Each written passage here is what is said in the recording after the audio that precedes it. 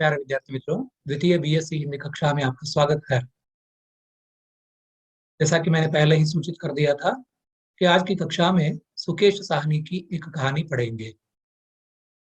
सुकेश साहनी का परिचय हम प्राप्त कर चुके हैं और उनके दो कहानियां भी हम पढ़ चुके हैं।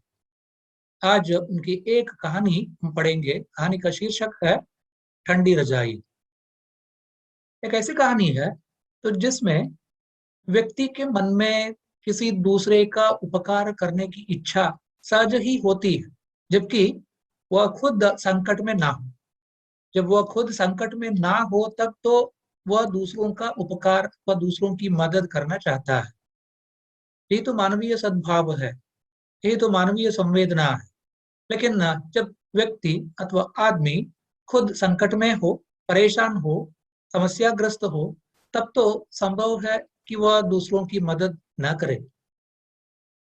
मदद करने की इच्छा होते हुए भी, दूसरों का उपकार करने की इच्छा होते हुए भी वो अपने आप को रोक लेता है। और इसका कारण मनुष्य का अभाव है और उसमें जो अभावात्मकता है, और इसी के परिणाम स्वरूप वह दूसरों की मदद करने से बचता है। और इसी तथ्य को आधार बनाकर यहाँ एक कहानी रची है सुकेश साहनी जी ने, और जिसका शीर्षक रखा है ठंडी रजाई। प्रत्येक व्यक्ति के मन में, उसके हृदय में दूसरों की मदद करने की इच्छा साझ ही होती है, लेकिन हम अपने इस सद्भाव को अपने हृदय में ही थाम लेते हैं और इसे प्रकट होने नहीं देते। सांसारिकता और हमारा अपना स्वार्थ आड़े आ जाता है, बीच में आ जाता है, और हम दूसरों की मदद करने से बच जाते हैं अथवा अपने आप को रोक लेते हैं। मनुष्य वही कहलाता है जो दूसरों की मदद करे। महाभारत में व्यास महर्षि ने जो कहा है, परोपकाराय पुण्याय पापाय परपीडनम, सूक्तियों में, सुभाषितों में यही बताया गया कि परोपकारार्थम इदम शरीरम। तो इन सभी सूक्तियों में, सुभाषितों में यही बताया गया कि हमें दूसरों की मदद करनी चाहिए, जहां तक हो सके दूसरों का उपकार करना चाहिए। कबीरदास यही कहते हैं, तुलसीदास यही कहते हैं। संतों का लक्षण बताते हुए तो इन सबका यही मानना है कि तरवर जो फल देता है वो दूसरों के लिए देता है, अपने लिए नहीं रखता। और इसी तरह सरोवर अपना पानी खुद नहीं पीता। संत अथवा महात्मा अथवा जो वास्तव में मनुष्य कहलाते हैं, तो उनका लक्षण यही है कि वो हमेशा दूसरों की मदद करे, दूसरों को उपकार करे। परोपकार ही पुण्य है और इसी में तो जीवन की सार्थकता है। तो ये जीवन बना है परोपकार के लिए। इस कहानी में लेखक इसी तथ्य का उद्घाटन करते हैं। पहले हम कहानी पढ़ लेंगे, पढ़ते हुए उसे समझेंगे और अंत में इसका विश्लेषण करेंगे। ठंडी रजाई। और यहाँ संदर्भ यह है, एक परिवार है और उसमें पति और पत्नी है, दंपति है। घर में वो दो ही हैं। एक छोटा परिवार है। ठंड के व सर्दी के मौसम में घर में तो आराम से रजाई ओढ़कर सो जाते हैं, और उसी वक्त उनके पड़ोस में जो परिवार है और उस परिवार में मेहमान लोग आए हैं। और यहाँ अवसर यह है कि सर्दी के व ठंड के मौसम में घर आए मेहमानों को सोने के लिए, ओढ़ने के लिए रजाई का इंतजाम भी नहीं कर पाते हैं। और इस छोटे से परिवार में जो दंपति है, पति पत्नी है, तो उनके पास आकर तो पड़ोस की औरत इनसे पूछताछ करती है कि क्या आपके यहाँ ज्यादा रजाइयां हैं, तो क्या आप हमारी मदद कर पाएंगे, घर में मेहमान आए हैं। लेकिन दोनों इनकार कर देते हैं पहले। और आखिरकार तो उनके मन में एक पीड़ा होने लगती है कि जो पड़ोस में रहते हैं उनकी मदद अगर हम ना करेंगे तो ये बड़ा अन्याय होगा। तो मन ही मन वो चाहते हैं कि पड़ोस में जो लोग हैं तो उनकी मदद करे, लेकिन पत्नी समझती है कि पति शायद इसका विरोध करेगा, और पति समझता है कि पत्नी शायद इसका विरोध करेगी। तो इस तरह गलतफहमी में पड़कर दोनों इनकार कर देते थे कि हमारे यहाँ रजाई नहीं मिलेगी, हमारे लिए काफी नहीं है, तो हम आपको क्या देंगे। कहानी पहले पढ़ लेंगे, उसके बाद उसका विश्लेषण करेंगे। ठंडी रजाई। कौन था? उसने अंगीठी की ओर हाथ फैलाकर तापते हुए पूछा। संदर्भ हम जानते हैं कि ठंड का मौसम है, रात बीती जा रही है, और पति और पत्नी अंगीठी के सामने बैठकर हाथ ताप रहे हैं। पड़ोस की औरत घर में आ जाती है और यहाँ पत्नी से वो पूछताछ करती है कि क्या रजाई मिलेगी, घर में मेहमान आए। और वो नहीं देती, उसे यूं ही भेज देती है।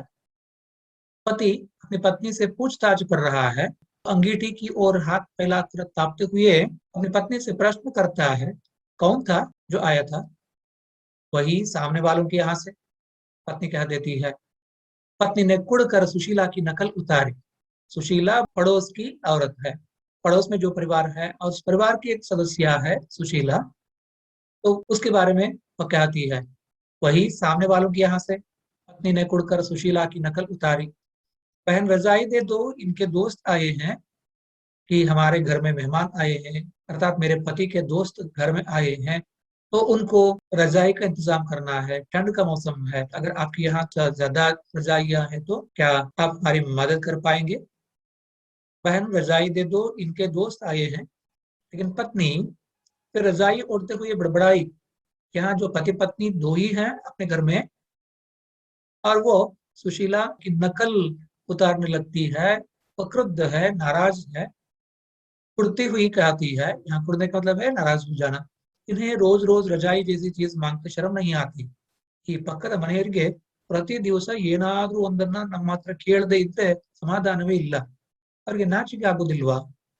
इन्हें रोज रोज रजाई जैसी चीज मांगते शर्म नहीं आती? मैंने तो साफ मना कर दिया, नानंतु ಹೇಳಿಯೇ ಬಿಟ್ಟೆ, ಇಲ್ಲ ನಮ್ಮ ಹತ್ರ ಇಲ್ಲ, आज हमारे यहाँ भी कोई आने वाला है। लेकिन बहाना तो बनाना है, तो यूं ही हम नहीं कह सकते हम नहीं देंगे। जो पड़ोस में रहते हैं तो उनके साथ इस तरह हम बोल नहीं सकते। लेकिन बहाना बनाते हुए मैंने यही कहा था कि हमारे यहाँ भी तो कोई आने वाला है, तो इसलिए रजाई हमारे लिए आवश्यक है, हम नहीं दे पाएंगे। आज हमारे यहाँ भी कोई आने वाला है, मैंने कह दिया और उसे लौटा दिया खाली हाथ। पति उसका समर्थन करता है और कहता है, ठीक किया। वह भी रजाई में दुबकते हुए बोला। तो दोनों रजाइयां उड़े अपने शरीर को गरमाना चाहते हैं, ठंड से बचना चाहते हैं। पति जो रजाई में दुबक कर कहता है, तूने ठीक किया, इन लोगों का यही इलाज है, इंत जनರಿಗೆ ಹೀಗೆ ಮಾಡಬೇಕು। यहाँ तो वो भी तो शिकायत कर रहा है पड़ोस वालों की। उसकी शिकायत का कारण यह है कि पत्नी पड़ोसिन की शिकायत कर रही है और पति को लगता है कि वो ठीक ही कर रही है, इसलिए कि ये पड़ोस में जो रहते हैं इनकी आदत रहती है कि कुछ पूछने की, मदद मांगने की, और इसलिए वो कहता है कि ठीक किया, इन लोगों का यही इलाज है।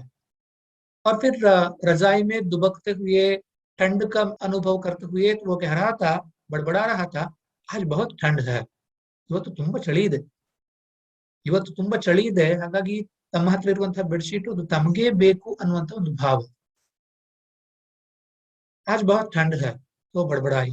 मेरे अपने हाथ पैर सुन्न हुए जा रहे हैं। पत्नी ने अपनी चारपाई को दहकती अंगीठी के और नजदीक घसीटते हुए कहा, मेरे अपने हाथ पैर सुन्न हुए जा रहे हैं, ನನಗೂ ಕೂಡ ಕೈಕಾಲೆಲ್ಲ ಮರಗಟ್ತಾ ಇದೆ ಈ ಚಳಿಯಲ್ಲಿ। पत्नी ने अपनी चारपाई चारपाई पलंग पलंग को दहकती अंगीठी के नजदीक घसीटते हुए कहा, मेरे अपने हाथ पैर भी सुन्न हुए जा रहे हैं, ನನಗೂ ಕೂಡ ಕೈಕಾಲೆಲ್ಲ ಮರಗಟ್ಟಿ ಹೋಗ್ತಾ ಇದೆ ಇವತ್ತು ಈ ಚಳಿಯಲ್ಲಿ। रजाई तो जैसे बिल्कुल बर्फ हो रही है, नींद आए भी तो कैसे? तो वह करवट बदलते हुए बोला। दोनों सोने की कोशिश कर रहे थे, लेकिन तो ठंड के कारण, तो आज कुछ ज्यादा ही ठंड है, तो इस ठंड के कारण ना उनको लग रहा है कि रजाई से तो कोई उपयोग नहीं हो रहा है। ಇವತ್ತು ಇಷ್ಟೊಂದು ಬೆಡ್ಶೀಟ್ ಇದ್ರೂ ಕೂಡ ಅದರಿಂದ ಏನು ಪ್ರಯೋಜನ ಆಗ್ತಾ ಇಲ್ಲ, ಬೆಡ್ಶೀಟ್ ಹೊಂದ್ಕೊಂಡಿದ್ರು ತಣ್ಣಗೆ ನೀರಿನಲ್ಲಿ ಒದ್ದೆ ಆದ ಹಾಗೆ ಇದೆ। रजाई तो जैसे बिल्कुल बर्फ हो रही है, तो इसे ओढ़कर कैसे सोए हम, नींद आए भी तो कैसे? वह करवट बदलते हुए बोला। पति रजाई की शिकायत कर रहा था कि ठंड से बचने में रजाई का कोई उपयोग नहीं हो रहा है, तो इस ठंड में रजाई भी तो बर्फ की तरह ठंडी हो गई है। नींद का तो जैसे बिल्कुल पता ही नहीं है, पत्नी ने कहा। इस ठंड में मरी रजाई भी बेअसर सी हो गई है। ಈ ಚಳಿಯಲ್ಲಿ ನಿದ್ದೆ ಆದ್ರೂ ಹೇಗೆ ಬರ್ತದೆ? ಬೆಡ್ಶೀಟ್ ಹೊದ್ಕೊಂಡಿದ್ರು ಕೂಡ ಅದರಿಂದ ಏನೂ ಪ್ರಯೋಜನ ಆಗ್ತಿಲ್ಲ। ಎಷ್ಟೊಂದು ಚಳಿ ಇದೆ ಅಂತ ಹೇಳಿದ್ರೆ ಆ ಚಳಿಯಲ್ಲಿ ಈ ಬೆಡ್ಶೀಟ್ ಕೂಡ ತಣ್ಣನೆಯ ಹಿಮದ ಪದರದ ಹಾಗೆ ಭಾಸವಾಗ್ತಾ ಇದೆ। नींद का तो जैसे बिल्कुल पता ही नहीं है, पत्नी ने कहा। इस ठंड में मरी रजाई भी बेअसर सी हो गई है। बेडशीट का उद्देश्य ठंड से बचना है, लेकिन यहाँ वो निरुपयोगी हो गई है क्योंकि ठंड सबसे ज्यादा है। एक बात कहूँ, बुरा तो नहीं मानोगी, पति ने कहा। ಇದಕ್ಕಿದ್ದಾಗೆ ಪತಿಗೆ ಏನ್ ಅನಿಸ್ತು ಏನೋ, ಪತ್ನಿ ಹತ್ರ ಹೇಳ್ತಾ ಇದ್ದ. ಏಕ್ ಬಾತ್ ಕಹೂ ಬುರಾ ತೋ ನಹೀ ಮಾನೋಗಿ, ಒಂದು ವಿಷಯ ಹೇಳ್ತೇನೆ, ತಪ್ಪು ತಿಳ್ಕೊಳ್ಳೋದಿಲ್ಲ ತಾನೆ. कैसी बात करते हो, ನಾನು ನಿಮ್ಮ ಮಾತನ್ನು ಯಾಕೆ ತಪ್ಪು ತಿಳ್ಕೊಳ್ತೇನೆ, तुम्हें ऐसी बात नहीं करनी चाहिए। पति अपनी पत्नी से तो कुछ पूछना चाहता है, तो इसमें दुविधा क्या है। आज जबरदस्त ठंड है, सामने वालों के यहाँ मेहमान भी आए हैं, ऐसे में रजाई के बगैर उन्हें काफी परेशानी हो रही होगी। पति के मन में पड़ोस वालों की समस्या को लेकर दया है, और इसलिए वो अपनी पत्नी से कहता है, ನಮ್ಮ ಎದುರಿನ ಮನೆಯಲ್ಲಿ ನೆಂಟರು ಕೂಡ ಬಂದಿದ್ದಾರೆ, ಅತಿಥಿಗಳು ಬಂದಿದ್ದಾರೆ, ಅವ್ರ ಹತ್ರ ಬೇಕಾಗುವಷ್ಟು ಬೆಡ್ಶೀಟ್ ಕೂಡ ಇಲ್ಲ ಅಂತ ಅವರಿಂದಲೇ ನಮ್ಗೆ ವಿಷಯ ಗೊತ್ತಾಗಿದೆ। ऐसे में रजाई के बगैर, बिना रजाई के उन्हें काफी परेशानी हो रही होगी। ಮನೆಗೆ ಬಂದಂತಹ ಅತಿಥಿಗಳನ್ನ ಬೆಚ್ಚಗೆ ಮಲಗಿಸ್ಲಿಕ್ಕೆ ಅವ್ರ ಹತ್ರ ಬೆಡ್ಶೀಟ್ ಕೂಡ ಇಲ್ಲ ಅಂತ ಹೇಳಿ ಅವರಿಂದಲೇ ನಮ್ಗೆ ವಿಷಯ ಗೊತ್ತಾದ ಮೇಲೆ ನನ್ಗೆ ಅನ್ನಿಸ್ತದೆ ಅವ್ರು ತುಂಬಾ ಕಷ್ಟ ಪಡ್ತಾ ಇದ್ದಾರೆ ಅಂತ। ऐसे में रजाई के बगैर उन्हें काफी परेशानी हो रही होगी। हाँ, तो उसने आशाभरी नजरों से पति की ओर देखा। ಇದ್ದಕ್ಕಿದ್ದಾಗೆ ಪತ್ನಿಯ ಒಂದು ಭಾವದಲ್ಲಿ ಬದಲಾವಣೆಯನ್ನು ನಾವಿಲ್ಲಿ ಗಮನಿಸ್ತೀವಿ। उसकी मुखचर्या में, उसकी भावाभिव्यक्ति में, तो ये अंतर हम देख सकते हैं कि वो बड़ी उत्सुकता से, आशा भरी नजरों से अपने पति की ओर देखती है और कहती है, हाँ तो ಹೌದು, ಅದೇನೋ ಸತ್ಯ, ನಮ್ಮ ಪಕ್ಕದಲ್ಲೇ ಇರುವವರು, ಎದುರಿನ ಮನೆಯಲ್ಲಿ ಇರುವವರು, ಅವರ ಮನೆಗೆ ನೆಂಟರು ಬಂದಿದ್ದಾರೆ, ಆ ನೆಂಟರನ್ನ ಈ ಚಳಿಗಾಲದಲ್ಲಿ ಮಲಗಿಸ್ಲಿಕ್ಕೆ ಅವ್ರ ಹತ್ರ ಬೆಡ್ಶೀಟ್ ನ ವ್ಯವಸ್ಥೆ ಕೂಡ ಚೆನ್ನಾಗಿಲ್ಲ, ಅವ್ರು ನಮ್ಮ ಹತ್ರ ಕೇಳ್ಕೊಂಡು ಬಂದಿದ್ರು, ನಾವು ಅವರಿಗೆ ಯಾವುದೇ ರೀತಿಯಲ್ಲಿ ಸಹಾಯ ಮಾಡ್ಲಿಲ್ಲ, सहाय ಮಾಡಬಹುದು ಅಂತ ಮನಸ್ಸಿನಲ್ಲಿದೆ। यहाँ पत्नी भी यही सोचती है अपने मन में, तो पड़ोस में जो रहते हैं उनकी मदद करनी चाहिए। वो भी तो मन ही मन करना चाहती है, मदद तो करना चाहती है, लेकिन उसके मन में एक संकोच है, अगर पति क्या कहेगा, वो क्या समझ लेगा, अगर वो इसका विरोध करेगा तो। पति भी यही सोचता है कि पत्नी शायद इसका विरोध करेगी, क्योंकि वह तो उसकी बात सुन चुका है। तो सुशीला के संबंध में पत्नी शिकायत कर रही थी कि तो इनको चीजें मांगने में शर्म नहीं आती। अभी कुछ देर पहले पत्नी ने पड़ोस की औरत सुशीला की शिकायत की थी, लेकिन अभी वो कुछ और लहजे में कह रही है। हाँ, तो उसने आशा भरी नजरों से पति की ओर देखा। मैं सोच रहा था, मेरा मतलब यह था कि हमारे यहाँ एक रजाई फालतू ही तो पड़ी है। ಏನಿಲ್ಲ, ನನ್ನ ಮಾತಿನ ಅರ್ಥ ಅಂತ ಹೇಳಿದ್ರೆ, ನಮ್ಮ ಹತ್ರ ಒಂದು ಎಕ್ಸ್ಟ್ರಾ ಬೆಡ್ಶೀಟ್ ಸುಮ್ಮನೆ ಬಿದ್ದಿದೆ, ನಾವು ಅದನ್ನು ಉಪಯೋಗಿಸ್ತಾ ಇಲ್ಲ। तो हमारे यहाँ एक रजाई फालतू ही तो पड़ी है, फालतू बेकार पड़ी है, जिसका उपयोग हम नहीं कर रहे हैं, उसे तो हम दे सकते थे। यह पति के कहने का तात्पर्य है। पति के मन में पड़ोस में जो रहते हैं तो उनकी मदद करने की इच्छा है, लेकिन वो पत्नी से डरता है। वो यही सोचता है कि शायद पत्नी इसका विरोध करे तो क्या हो, और इसीलिए वो प्रकारांतर से धीरे धीरे अपनी बात सामने रखता है। मैं तो यही सोच रहा था कि मेरा मतलब यही था कि हमारे यहाँ एक रजाई फालतू ही तो पड़ी है, बेकार पड़ी है, जिसका उपयोग हम नहीं कर रहे हैं। तुमने तो मेरे मन की बात कह दी, एक दिन के इस्तेमाल से रजाई घिस थोड़े ही जाएगी। अचानक पत्नी समझ जाती है कि अगर हम पड़ोस वालों की मदद करें तो पति उसका विरोध नहीं करेगा, और उसके मन में भी पड़ोस वालों की मदद करने की इच्छा है। ಇಲ್ಲಿ ಒಂದು ತರದ ಮಿಸ್ಅಂಡರ್ಸ್ಟ್ಯಾಂಡಿಂಗ್ ಅನ್ನು ನಾವು ನೋಡ್ತಾ ಇದ್ದೇವೆ, ತಪ್ಪು ತಿಳುವಳಿಕೆಯನ್ನು ಗಮನಿಸಿದ್ದೇವೆ। ಪತಿ ಪತ್ನಿ ಇಬ್ಬರ ಮನಸ್ಸಿನಲ್ಲೂ ಕೂಡ ಪಕ್ಕದ ಮನೆಯವರಿಗೆ ಬೆಡ್ಶೀಟ್ ಕೊಟ್ಟು ಸಹಾಯ ಮಾಡುವಂತಹ ಭಾವನೆ ಇದೆ, ಆದ್ರೆ ಗಂಡ ಏನು ಹೇಳ್ತಾನೋ ಅಂತ ಹೇಳಿ ಹೆಂಡತಿ, ಹೆಂಡತಿ ಇದನ್ನು ವಿರೋಧಿಸ್ತಾಳೋ ಅಂತ ಹೇಳಿ ಗಂಡ, तो इसीलिए तो वो पड़ोस वालों की मदद करने से कतराते हैं, संकोच करते हैं, इनकार कर देते हैं। और जब पति ने कहा कि मैं सोच रहा था कि मेरा मतलब ये था कि हमारे यहाँ एक रजाई फालतू ही तो पड़ी है, बेकार पड़ी है, जिसका उपयोग हम नहीं कर रहे हैं, इसे तो हम दे सकते थे पड़ोस वालों को। तो अपने मन की बात जब पति कह देता है बड़े संकोच से, तब पत्नी भी यही कहती है, यही सोचती है, तो अपने मन की बात वो खुलकर कह देती है, तुमने तो मेरे मन की बात कह दी, ನೀವು ನನ್ನ ಮನಸ್ಸಿನ ಮಾತನ್ನೇ ಹೇಳಿಬಿಟ್ರಿ, ನನ್ನ ಮನಸ್ಸಿನಲ್ಲೂ ಕೂಡ ಪಾಪ ಪಕ್ಕದ ಮನೆಯವರಿಗೆ ಸಹಾಯ ಮಾಡಬೇಕು ಅಂತ ಅನಿಸ್ತಾ ಇತ್ತು. ಅದು ಏನ್ ಮಾಡ್ಲಿ ಹೇಳಲಿಕ್ಕೆ, ನಿಮ್ಮ ಎದುರಿಗೆ ಅದನ್ನ ಹೇಳಲಿಕ್ಕೆ ನನಗೆ ಸಂಕೋಚ ಆಗ್ತಿತ್ತು. ನೀವು ಒಪ್ಕೊಳ್ತೀರೋ ಇಲ್ವೋ, ನೀವು ಇದನ್ನು ವಿರೋಧಿಸ್ತೀರೋ ಏನೋ ಅಂತ ನನ್ನ ಭಾವನೆ ಆಗಿತ್ತು. तुमने तो मेरे मन की बात कह दी, एक दिन के इस्तेमाल से रजाई घिस थोड़े ही जाएगी. ಒಂದು ದಿವಸ ಬೇರೆ ಯಾರಾದ್ರೂ ಅದನ್ನ ಬಳಸಿ ಬಿಟ್ರೆ ಅದೇನು ಸಾವಿದು ಹೋಗ್ತದ? ನಾವು ಅವರಿಗೆ ಇದನ್ನ ಇವತ್ತಿನ ಮಟ್ಟಿಗೆ ಉಪಯೋಗಕ್ಕೆ ಅಂತೇಳಿ ಕೊಟ್ರೆ ಅದರಿಂದ ಅವ್ರಿಗೆ ಉಪಕಾರವಾದೀತು. ಒಂದು ದಿವಸ ಅವರು ಅದನ್ನ ಬಳಸಿ ಬಿಟ್ರೆ ಅದೇನು ಸಾವಿದು ಹೋಗ್ತದ? एक दिन के इस्तेमाल से रजाई घिस थोड़े ही जाएगी. वो उछल कर खड़ी हो गई. वो जान गई कि उसके पति के मन में भी पड़ोस वालों की मदद करने की इच्छा है. तभी तो बहुत ही उत्साह से वो उठ खड़ी हो गई, उछल कर खड़ी हो गई. मैं अभी सुशीला को रजाई दे आती हूँ. ನಾನು ಈ ಕ್ಷಣವೇ ಹೋಗಿ ಪಕ್ಕದ ಮನೆಯ ಸುಶೀಲಾಳಿಗೆ बेडशीट ಕೊಟ್ಟು ಬರ್ತೇನೆ. तो कुछ देर पहले उसी ने सुशीला की शिकायत की थी और कहा था कि ये पड़ोस वाले हमेशा कुछ चीजें मांगते हुए हमारे घर में आ जाते हैं, इनको शर्म नहीं लगती.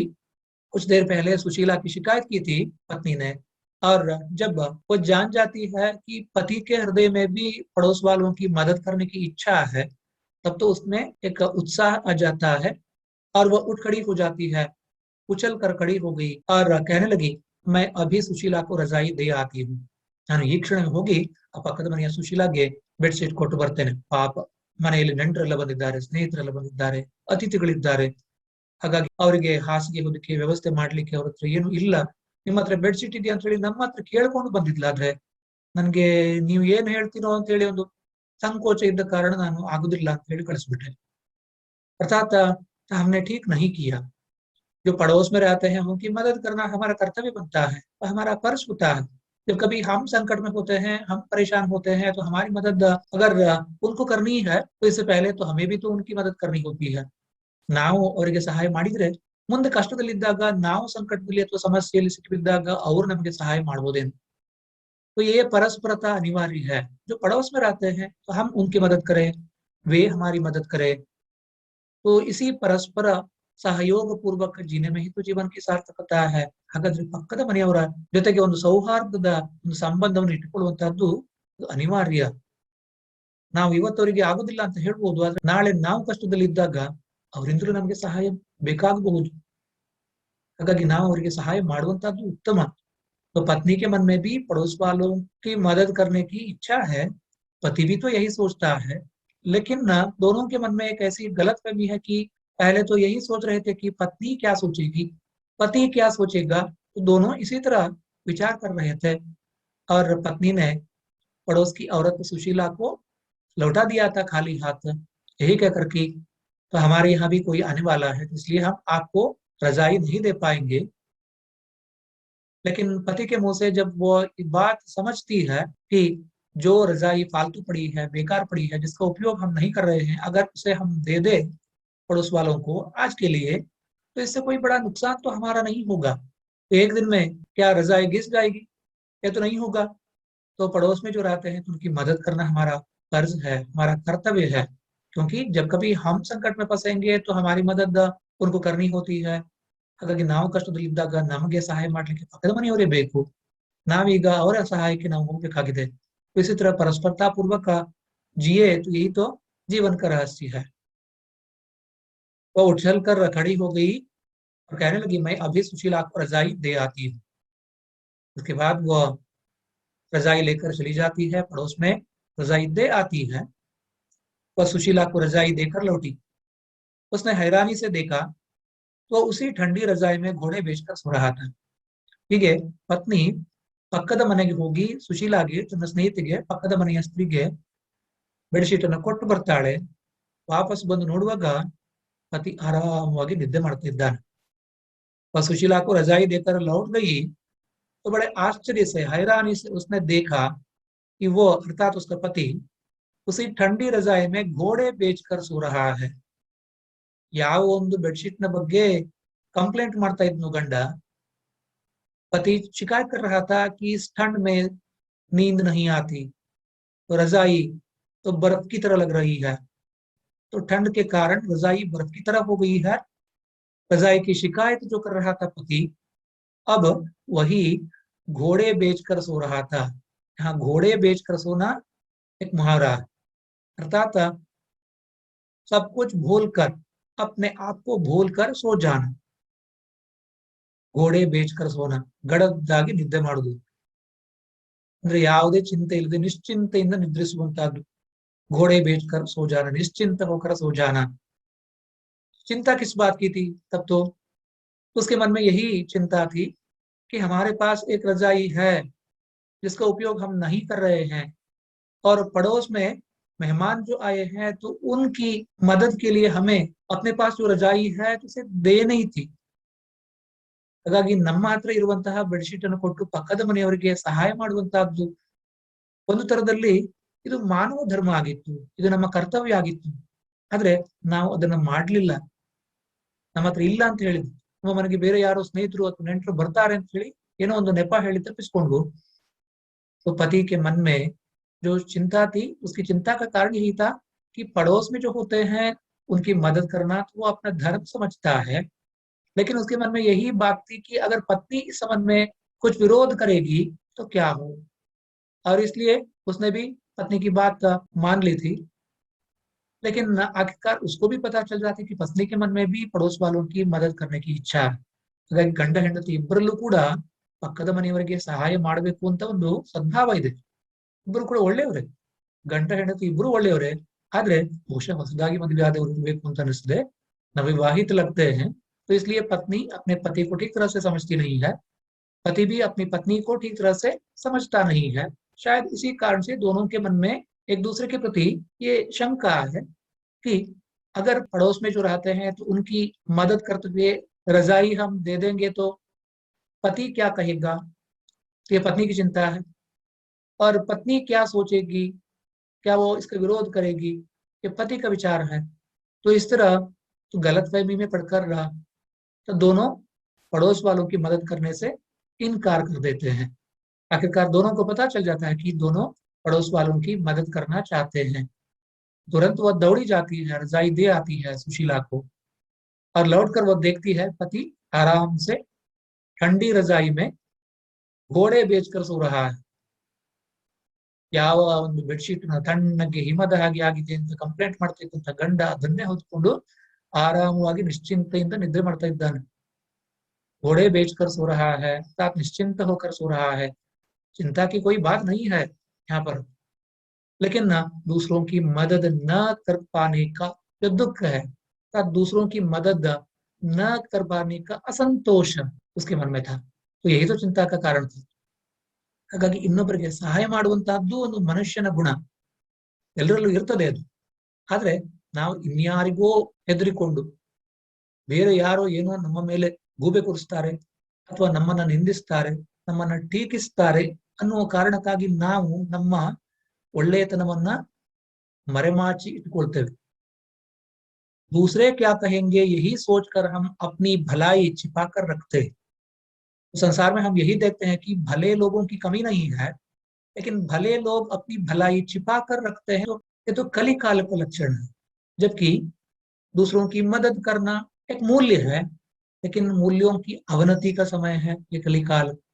कलिकाल में लोग दूसरों की मदद नहीं करते, लेकिन जो अच्छे हैं मन से, तो अपने मन की भलाई भी उनको छिपा कर रखना पड़ता है। तो ये एक विडंबना है। सुशीला को रजाई देकर पत्नी लौट आती है और बड़े आश्चर्य से देखती है कि उसका पति उसी ठंडी रजाई में घोड़े बेचकर सो रहा है। वह भी जमाइयां लेती हुई अपने बिस्तर में घुस गई।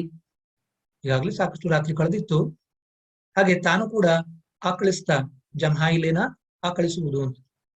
वो भी जमाइयां लेती हुई अपने बिस्तर में घुस गई, ತನ್ನ ಹಾಸಿಗೆಗೆ ಹೊರಗಿದ್ಲು। ನಿಶ್ಚಿಂತತೆಯಿಂದಾಗಿ ಅವಳಿಗೂ ಕೂಡ ನಿದ್ದೆ ಬಂದುಬಿಡ್ತು। पति पहले ही सो गया था, पति उसी ठंडी रजाई में घोड़े बेचकर सो रहा था, और वो भी जमाइयां लेती हुई अपने बिस्तर में घुस गई। उसे सुखद आश्चर्य हुआ, रजाई काफी गर्म थी। उसे बड़ा आश्चर्य हुआ था उस वक्त रजाई में घुसते हुए कि रजाई काफी गर्म थी। पहले तो दोनों तो शिकायत कर रहे थे कि रजाई ठंडी है, तो बर्फ का अनुभव हो रहा है, ಹಾಗಾಗಿ ಬೆಡ್ಶೀಟ್ ತುಂಬಾ ತಣ್ಣಗಿದೆ, ಚಳಿ ಆಗ್ತಿದೆ, ಹಿಮದ ಹಾಗೆ ಕೊರಿತಾ ಇದೆ ಅಂತ ಹೇಳಿ ಕಂಪ್ಲೇಂಟ್ ಮಾಡ್ತಿದ್ದಂತಹ ಇಬ್ರು ಕೂಡ, ಗಂಡ ಹೆಂಡತಿ ಇಬ್ರು ಕೂಡ ಪಕ್ಕದ ಮನೆಯವರಿಗೆ ಸಹಾಯ ಮಾಡಿದ ಒಂದು ಸಂತೋಷದಲ್ಲಿ ಅವರಿಗೆ ಎಷ್ಟೊಂದು ನಿಶ್ಚಿಂತತೆ ಉಂಟಾಗಿದೆ ಅಂತ ಹೇಳಿದ್ರೆ, ಈಗ ಆ ತಣ್ಣನೆಯ ಬೆಡ್ಶೀಟ್ ಕೂಡ ಬೆಚ್ಚಗೆ ಇದ್ದ ಹಾಗೆ ಅನಿಸ್ತದೆ. रजाई काफी गर्म थी। तो यहाँ पर गर्मी जिसे हम कहते हैं तो वो हार्दिक गर्मी है, हृदय की गर्मी है। हृदय में अगर गर्मी है तब तो हमें ठंड का अनुभव नहीं होगा। बाहर तो ठंड रहती है, लेकिन अंदर से हम ठंड का अनुभव करेंगे, ये तो निर्जीवता का लक्षण है। बाहर से तो ठंड का होना ये सहज है, स्वाभाविक है। सर्दी के मौसम में ठंड लगती है तो कितनी ही रजाइयां ओढ़ ले तो सर्दी से अथवा ठंड से बचना मुश्किल लगता है।